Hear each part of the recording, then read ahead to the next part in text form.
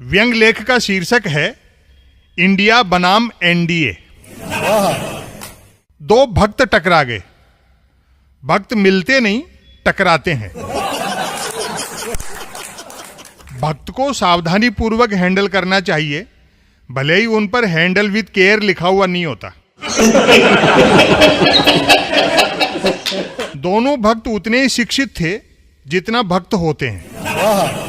एक ने 2 साल में मैट्रिक की हुई थी, दूसरा उससे 2 गुना मेहनती था, यानी उसने मैट्रिक करने में 4 साल लगाए थे। दोनों कुछ घबराए से थे। घबराहट का प्रमाण इससे मिला कि मेरे सहज राम राम करने के जवाब में दोनों ने नारे की तरह जय श्री राम बोला। उनकी घबराहट के मूल में विपक्षी गठबंधन का इंडिया नामकरण था। दोनों ने एक सुर में पूछा, 2024 में इंडिया या एनडीए? मैंने हंसते हुए कहा, मैं राजनीति उतनी जानता हूं जितनी नरेंद्र मोदी अंग्रेजी जानते हैं।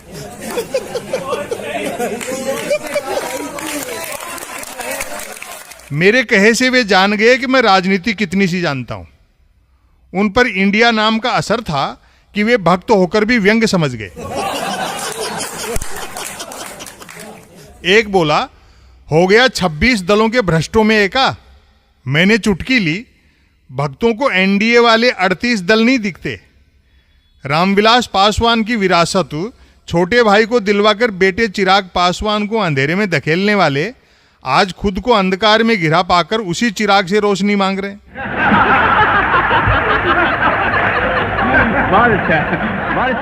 बिहार में नैया डूब रही है तो मांझी मांझी पुकार रहे हैं। प्रधानमंत्री ने तो 56 इंची सीना ठोकते हुए भरी संसद में बड़ी डींग हाकी थी कि एक अकेला सब पर भारी। दोनों को भक्ति बल याद आ गया। तुम अर्बन नक्सलियों के साथ यही समस्या है कि हर समय मोदी विरोध में लगे रहते हो। मोदी जी ने तो कहा था, एक अकेला सबका आभारी। दिखाएं उस भाषण का वीडियो। मैं मुस्कुराया। वीडियो फोटो एडिटिंग में तो तुम लोगों की ऐसी मास्टरी है कि सूखे कुएं में टाइटैनिक जहाज तैरा सकते हो।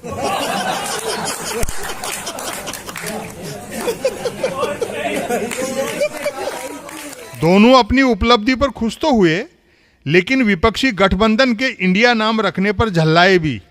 टुकड़े टुकड़े गैंग एक हो रही है। मैंने माहौल को हल्का किया। वाह, टुकड़े भी विरोधी पार्टियों के किए जा रहे हैं और भक्तगण टुकड़े टुकड़े गैंग भी विरोधियों को ही कहते हैं।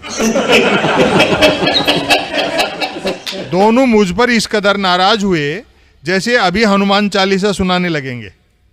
लेकिन शायद कर्नाटक चुनाव में साथ न देने की वजह से भक्तों ने बजरंग बली से उचित दूरी बना ली है।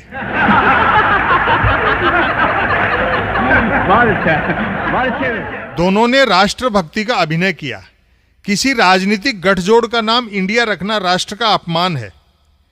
मैंने उन्हें समझाने की कोशिश की कि इंडिया से तात्पर्य साझा गठबंधन के उद्देश्यों के अंग्रेजी सार संक्षेप से है, लेकिन असफल रहा।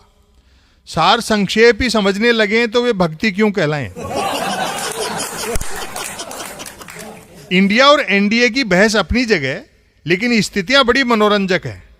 भक्त मानने को तैयार नहीं है कि नरेंद्र मोदी कभी प्रधानमंत्री नहीं भी रहेंगे, और मुझे यह सोच सोचकर हंसी आती है कि उस दिन भक्तों पर क्या गुजरेगी जिस दिन नरेंद्र मोदी प्रधानमंत्री नहीं रहेंगे।